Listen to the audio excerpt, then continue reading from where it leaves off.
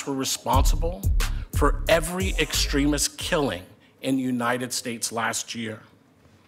The potent combination of bigotry and violence central to white nationalism is a serious threat to community safety. Sadly, our region has attracted white nationalists and other racist and sexist paramilitary groups. That is because of our history and because of our demographics, but also a challenge to Portland's reputation as a progressive stronghold.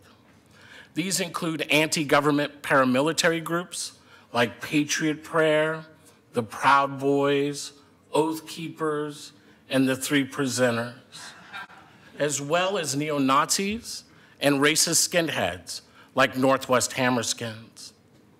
These groups seek to sow violence and mayhem in our community. Activists being exactly what they condemn. There's a new group around in Australia and America calling itself Antifa, anti-fascist, which, you know, you would guess means they are against evil. Now, but we have in fact seen them in Melbourne, for instance, attacking physically people they don't like, me included, attacked in the street, like they've been given licence to be fascists themselves. Now, on Saturday, Antifa in Portland, Oregon, which is probably, I don't know what you think, Daisy, but it seems to me the most woke city in America, they attacked another conservative photojournalist, Andy Ngo, leaving him bleeding and bruised. Police did nothing during this astonishing, violent, animalistic pack attack. Daisy, it seems to me Antifa are not anti-fascists at all. They are the real fascists. Oh, well, absolutely they are. I mean, no question. They're an authoritarian, totalitarian group who believe in one way of thinking, who demonize everyone else other than them as evil, and therefore they believe they are justified to act violently in order to suppress their opposition. It's absolute fascism, and yet so ironic that they call themselves anti-fascists. And in the case of Andy Ngo, he is, as you mentioned, a photojournalist, and he is an editor at Quillette. And Quillette is a publication that these people have branded a fascist Nazi publication, even though it is generally populated by classical liberals and moderates. Now, Andy was simply standing there with a camera. He covers these types of protests a lot. And just the fact that he was standing there as a gay Vietnamese American man and not conforming to their views was enough to get him not only bashed in the face, but bashed in the face with combat gloves so badly that he ended up in hospital with a brain bleed, Andrew, a brain bleed. You ask me how this kid deserves that kind of treatment. Not only that, he had milkshakes thrown on him that police reported later, some of which were filled with quick-drying cement, which, if that comes in contact with your skin, can cause chemical burns. And imagine the damage it can do if it gets into your nose and eyes and ears. So this is what this group does. They paint everyone else as so terrible that they can be justified in doing and saying anything they want to quash people that simply disagree with them with as much violence as they want. It is absolutely disgusting. And you would not believe, Andrew, the amount of people who defend them in their actions and who said that Andy Ngo got what he deserved. Well, I'm afraid I've seen enough to believe any such horror. Isn't it amazing? Can you imagine what the media would have made of it, though, had Donald Trump supporters bashed a gay Vietnamese young man like that? You wouldn't hear the end of it.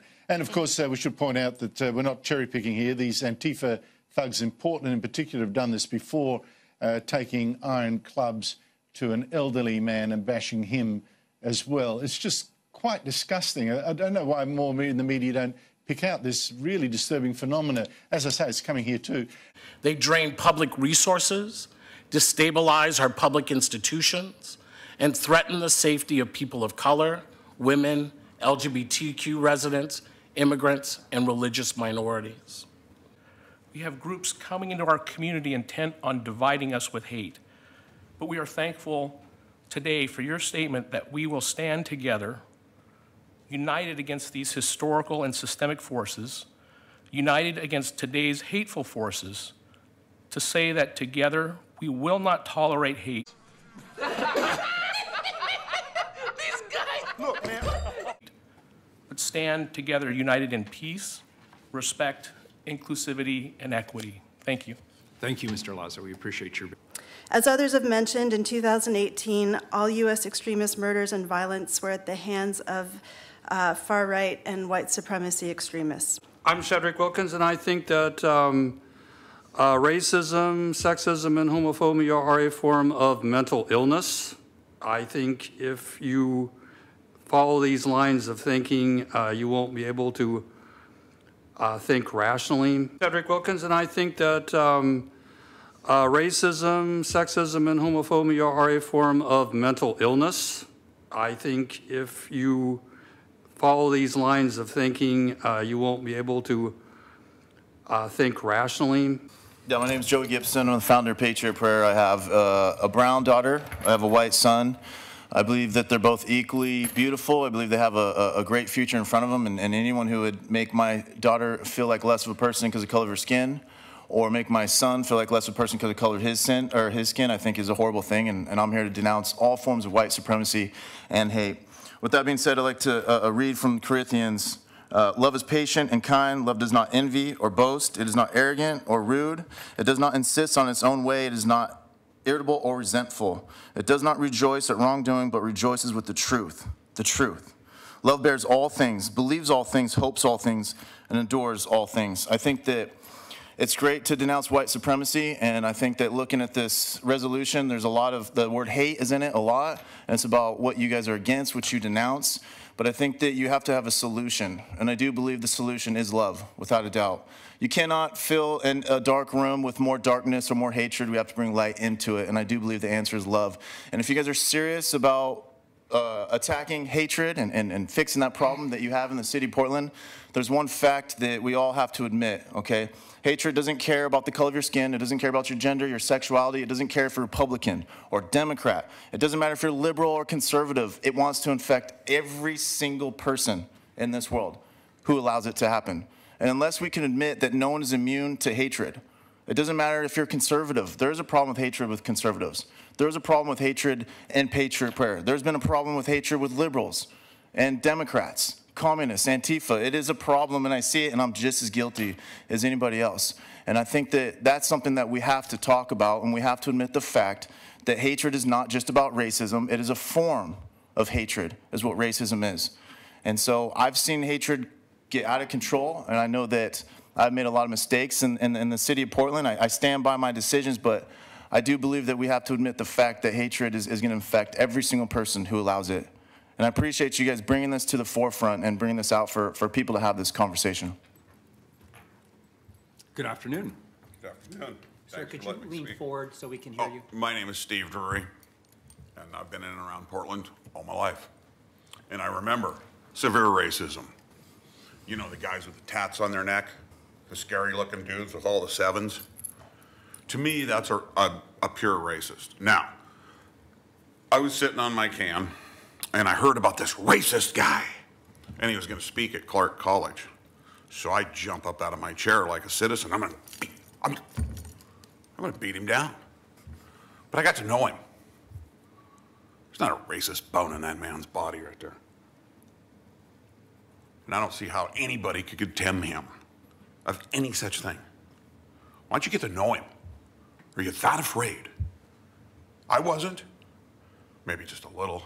I was going into a den of racists. I was going to die. This is what I'm at. Nicest guy in the world. 2 kids, home, business owner, just a regular Christian guy. His Bible and his family. What I did find out is it kind of gets on his nerves when there's masked criminals running around Portland. And you're allowing it. That's what gets on his nerves. Yeah, look at me. I'm looking right at you. We know you're doing it. We know this is what this is all about. What, has Antifa scared you that bad, Ted? Really? They don't scare me. I got tape. Come on, let's go on a walk. We can pray. Have about 500 jackasses pushing you, spitting on you because you want to pray. Well, we have a freedom of expression here. I can see your point about racists. We don't want racism. That's been dead in Portland forever. Okay. I don't see it like I did. Okay? It was all over. 30 years ago, Portland was completely full of it. Portland's got a real good job of getting rid of it. Now, I don't live here every day, okay? So forgive me if I don't see it. But here's what I do see. All kinds of people show up to rallies. People they've never met. They buy a Patriot Prayer shirt online and come out there and start cussing at people. I really think the content of a man's character is way more important than branding someone Patriot Prayer so you're thrown out of Portland. How about we take each individual by their actions? He was saying somebody was racist and said something. Let's hold that person accountable. We have no clue who shows up in black masks. Are you going to hold everybody accountable for what the black? No. You're going to take one individual. Thank you. Good afternoon.